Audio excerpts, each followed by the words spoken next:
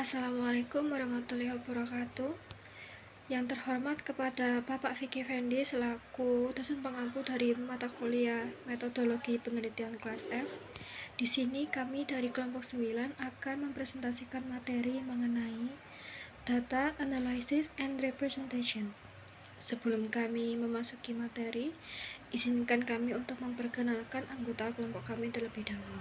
Masuk ke materi, izinkan saya untuk memperkenalkan kelompok kami terlebih dahulu. Yang pertama ada Giza Fania dengan nomor NPM 021, Sofana Malaysia dengan nomor NPM 03, Cici Wulan dengan nomor NPM 031, dan Tila Adikra Putih dengan nomor NPM 038. Baik, materi yang pertama ada 3 strategi analisis data.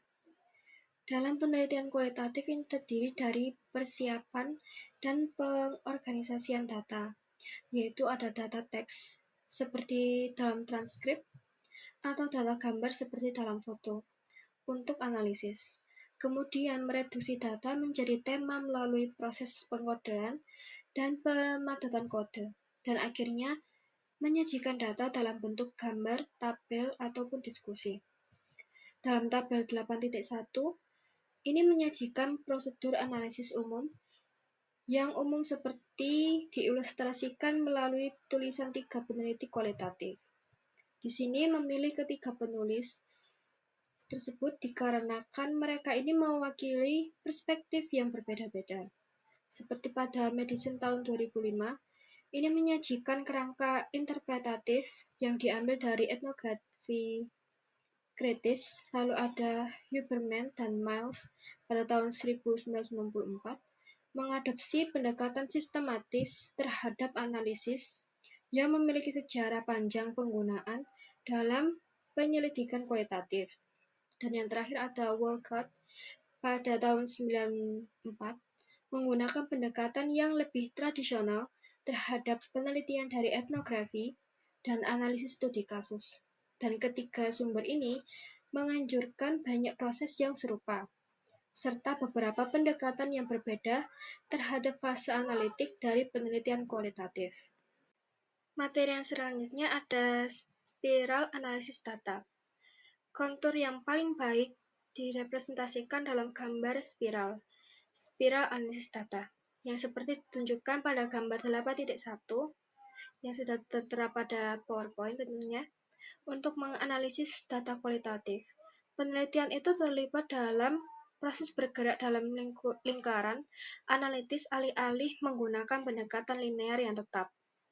Dalam spiral analisis sendiri, juga terdapat beberapa tahap seperti yang pertama ada mengorganisasikan data, lalu membaca memo, mendeskripsikan, mengklasifikasikan, dan menafsirkan data ke dalam kode dan tema, lalu menafsirkan data, dan yang terakhir mewakili dan memvisualisasikan data.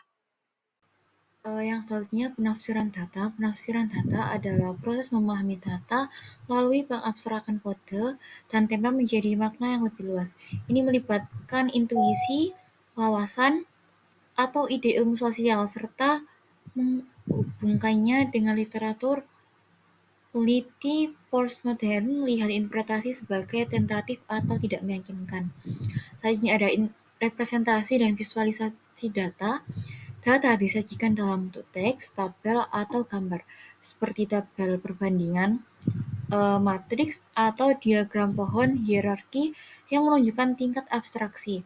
Representasi juga bisa berupa hipotesis, proposisi, dan atau metafora.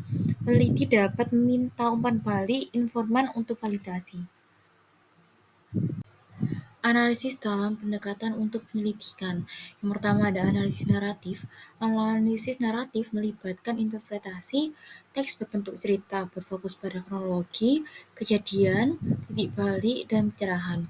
Peneliti dapat menggunakan pendekatan sastra, misalnya 5 elemen plot atau ruang 3 dimensi. Pendekatan kronologis untuk mengembangkan pola hidup subjek, atau tipologi analisis seperti tematik, struktural, dialogis, dan visual. Lalu saja ada analisis fenomenologi.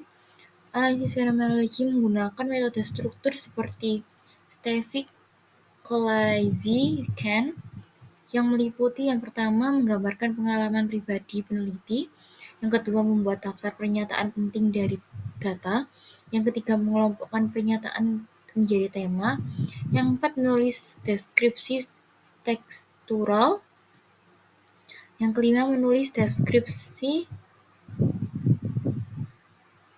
struktural, dan yang keenam menggabungkan keduanya untuk mendeskripsikan esensi pengalaman. Analisis dan representasi grounded theory. Mirip dengan fenomenologi, grounded theory menggunakan prosedur terperinci untuk analisis, terdiri dari 3 fase pengkodean terbuka, aksial, dan selektif seperti yang dikemukakan oleh Strauss dan Corbin. Teori dasar menyediakan prosedur untuk mengembangkan kategori informasi, yaitu pengkodean terbuka, menghubungkan kategori-kategori, yaitu pengkodean aksial, membangun sebuah cerita yang berisi, menghubungkan kategori-kategori, yaitu pengkodean selektif, dan diakhiri dengan serangkaian diskursif proposisi teoritis. Dalam fase pengkodean terbuka, peneliti memeriksa teks, misalnya transkrip, catatan, lapangan, dan dokumen untuk kategori informasi penting yang didukung oleh teks. Dengan menggunakan pendekatan perbandingan konstan, peneliti mencoba untuk menjenuhkan kategori untuk mencari contoh yang mewakili kategori dan terus mencari dan mewawancarai hingga informasi baru yang diperoleh tidak memberikan wawasan lebih jauh tentang kategori tersebut. Lalu analisis dan representasi etnografi. Untuk penelitian etnografis, direkomendasikan 3 aspek analisis data yang dikemukakan oleh Wolcott: deskripsi, analisis, dan interpretasi kelompok yang berbagi budaya. Wolcott percaya bahwa titik awal yang baik untuk menulis etnografi adalah dengan mendeskripsikan kelompok dan latar yang berbagi budaya. Deskripsi adalah fondasi yang mendasari penelitian kualitatif. Di sini Anda menjadi pendongeng, mengajak pembaca untuk melihat melalui mata Anda apa yang telah Anda lihat. Mulailah dengan menyajikan deskripsi langsung tentang latar dan peristiwa. Tidak ada catatan kaki, tidak ada analisis yang mengganggu, hanya fakta disajikan dengan hati-hati dan terkait secara menarik pada tingkat detail yang sesuai. Analisis dan representasi studi kasus. Untuk studi kasus, seperti dalam etnografi, analisis terdiri dari membuat deskripsi terperinci tentang kasus dan latarnya. Jika kasus tersebut menyajikan kronologi kejadian, disarankan untuk menganalisis berbagai sumber data guna menentukan bukti untuk setiap langkah atau fase dalam evolusi kasus. Selain itu, latarnya juga sangat penting.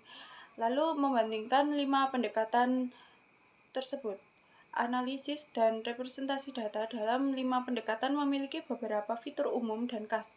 Di kelima pendekatan tersebut, peneliti biasanya memulai dengan membuat dan mengatur berkas informasi.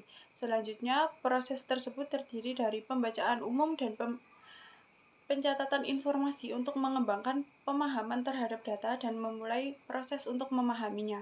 Kemudian, semua pendekatan memiliki fase deskripsi, kecuali grounded theory, di mana penyelidik berusaha untuk mulai membangun teori tentang tindakan atau proses. Lalu ada keuntungan penggunaan komputer dalam analisis data kualitatif. Di sini ada 5 keuntungan. Yang pertama, program komputer menyediakan sistem penyimpanan berkas yang terorganisasi sehingga peneliti dapat dengan cepat dan mudah menentukan materi dan menyimpannya di satu tempat. Lalu yang kedua, program komputer membantu peneliti menemukan materi dengan mudah, baik materi tersebut berupa ide, pernyataan, frasa, atau kata. Yang ketiga, program komputer mendorong peneliti untuk mengamati data secara seksama, bahkan baris demi baris, dan memikirkan makna setiap kalimat dan gagasan. Yang keempat, fitur pemetaan konsep program komputer memungkinkan peneliti untuk memvisualisasikan hubungan antara kode dan tema dengan menggambarkan model visual. Yang terakhir, program komputer memungkinkan peneliti untuk dengan mudah mengambil memo yang terkait dengan kode, tema, atau dokumen. Kerugian penggunaan komputer dalam analisis kualitatif. Yang pertama, menggunakan program komputer mengharuskan peneliti mempelajari cara menjalankan program tersebut. Bagi sebagian orang, program komputer dapat menempatkan mesin di antara peneliti dan data aktual. Hal ini dapat menyebabkan jarak yang tidak nyaman antara peneliti dan informasinya. Yang ketiga, meskipun peneliti mungkin melihat kategori yang dikembangkan selama analisis komputer sebagai sesuatu yang tetap, kategori tersebut dapat diubah dalam program perangkat lunak. Yang keempat, petunjuk penggunaan program komputer bervariasi dalam hal kemudahan penggunaan dan aksesibilitasnya. Banyak dokumen untuk program komputer tidak memberikan informasi tentang cara penggunaan program tersebut untuk menghasilkan studi kualitatif. Yang kelima, suatu program komputer mungkin tidak memiliki fitur atau kemampuan yang dibutuhkan peneliti, sehingga peneliti dapat membandingkannya untuk menemukan program yang memenuhi kebutuhan mereka. Penggunaan program perangkat lunak komputer dengan 5 pendekatan. Yang pertama, program komputer membantu menyimpan dan mengatur data kualitatif. Program menyediakan cara yang mudah untuk menyimpan data kualitatif. Yang kedua, program komputer yang membantu menemukan segmen teks atau gambar yang terkait dengan kode atau tema. Yang ketiga, program komputer membantu menemukan bagian atau segmen yang umum yang berhubungan dengan 2 atau lebih label kode. Yang keempat, program komputer membantu membuat perbandingan antara label kode. Yang kelima, program komputer membantu peneliti untuk mengkonseptualisasikan berbagai tingkatan abstraksi dalam analisis data kualitatif. Cara memilih di antara program komputer. Dengan berbagai program yang tersedia, keputusan perlu dibuat tentang pilihan yang tepat dari program perangkat lunak kualitatif. Pada dasarnya, semua program menyediakan fitur yang sama, dan beberapa memiliki lebih banyak fitur daripada yang lain. Kriteria untuk memilih sebuah program adalah kemudahan penggunaan program, jenis data yang diterima, kemampuannya untuk membaca dan meninjau teks, penyediaan fungsi penulisan memo, proses kategorisasinya, fitur analisisnya seperti pemetaan konsep, kemampuan program untuk memasukkan data kuantitatif dan dukungannya terhadap banyak peneliti dan penggabungan berbagai basis data. Kriteria ini dapat digunakan untuk mengidentifikasi program komputer yang akan memenuhi kebutuhan peneliti. Sekian dari kelompok kami. Jika ada salah kata mohon maaf. Wassalamualaikum warahmatullahi wabarakatuh.